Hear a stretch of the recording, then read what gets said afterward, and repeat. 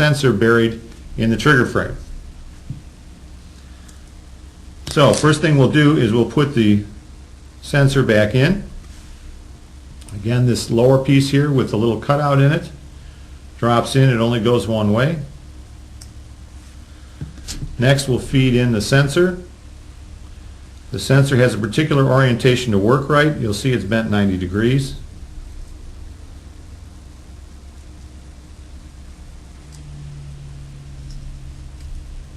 The wiring should drop down into the slot inside the plastic parts and also in the slot in the back of the grip frame here.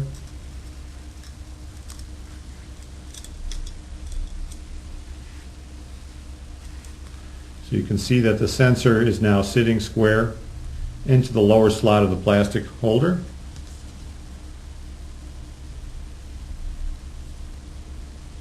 Top piece goes in on top. Now you've got the sensor sandwiched and isolated.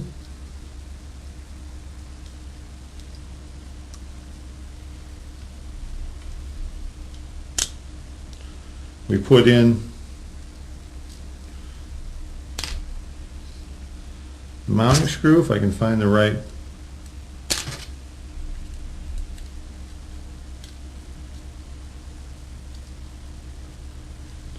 tighten that up.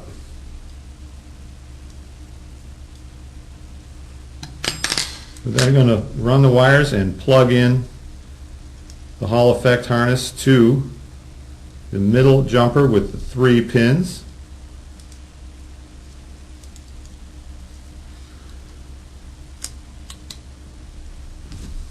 Next we'll put the battery back on so we can test and see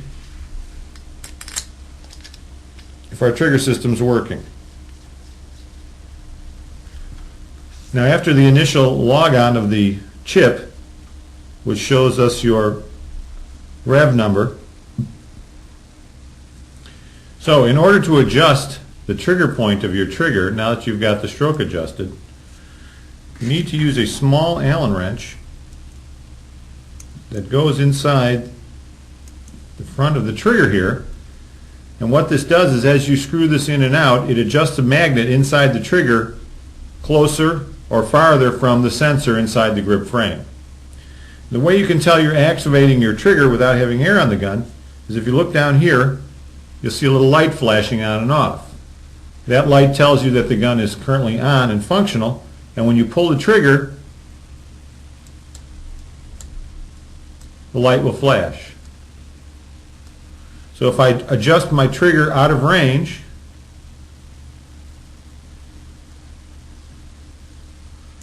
too far one way or another, well, it does not flash. So right now the trigger is out of range. When I bring it back into range, you'll see it comes on. So what you need to do is adjust the trigger while it's in the E mode, not mechanical, but in E mode. Adjust the position of the magnet using the Allen wrench until it gets into range. Then you should air the gun up, fire the gun, and make sure that the fire point is toward the back end of the trigger stroke. And you want to leave a little space after the fire point so the trigger continues to move through the fire point. So fairly simple, but should get you a very fine adjustment. Once you adjust it, it should stay there. Since there are no moving parts, there's nothing to change. That gets you all the adjustments necessary for the E mode of your gun. The trigger rod lengths are adjusted at the factory and should not be messed around with. We have a delicate balance between the trigger rod length in mechanical mode and the rod on the solenoid for E mode. When the gun fires, there should be some travel after the fire point that the solenoid continues to pull the plunger down further. So at this point, we'll go ahead and reassemble the gun. Take off the battery. In order to save your battery power, we have a small yellow pin that goes inside the hole on the back side of the battery here, and this will turn the gun off. As you can see, there's no longer any power going to the gun. So do not use this as an on-off switch. What you should always use is the safety in the top of the gun to make sure the gun will not fire. Because it is both an electrical and a mechanical gun, it's important to use the sear blocking safety at all times. So once you pull the pin back out, you'll see your version number will light up once again. So we'll disconnect the battery before we put the rest of the gun back together.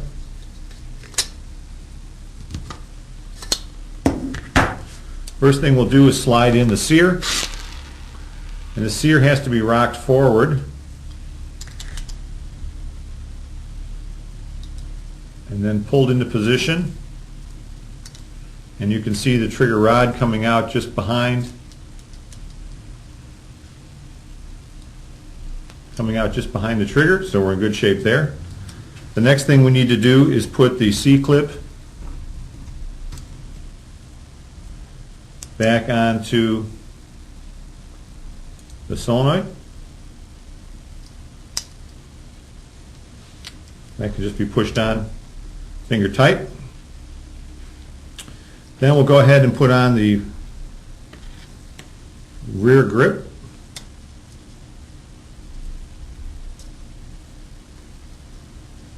Get it all lined up here.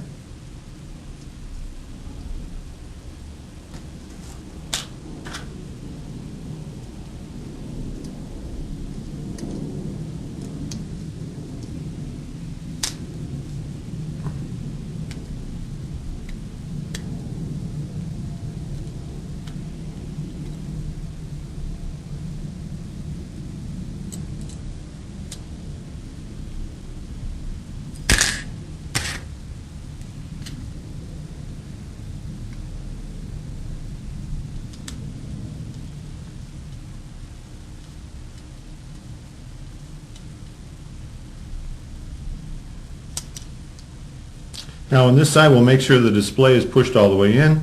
Want to make sure that your ground screw is tight, that everything is sitting properly in the board. Your actuator buttons are functioning and you can feel the click in the switch. And we're looking pretty good here. Solenoid moves freely, so we're looking fine there. So before we put this side of the rubber grip on, we'll put on the rail. And we're going to do this so we can line everything up here.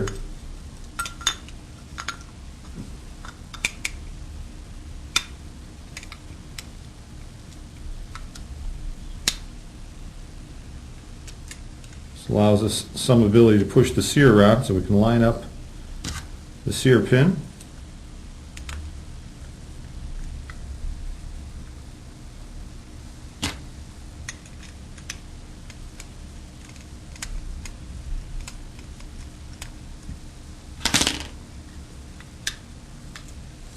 Okay, now we have the sear in place. It's rocking freely, so we're looking good. Manual mode is looking good. Next we'll put on the main body.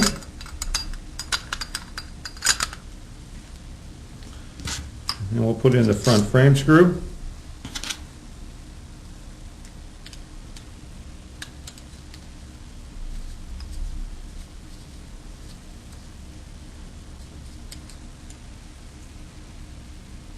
We'll tighten up the front frame screw snug.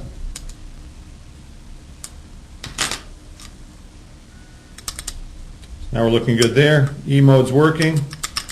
Everything is looking smooth. We'll set this down a minute and we'll go to our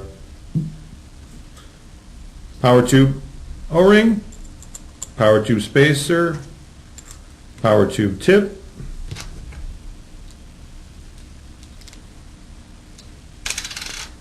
Then we'll put in the on-off assembly, again remembering to put in the black quad O-ring.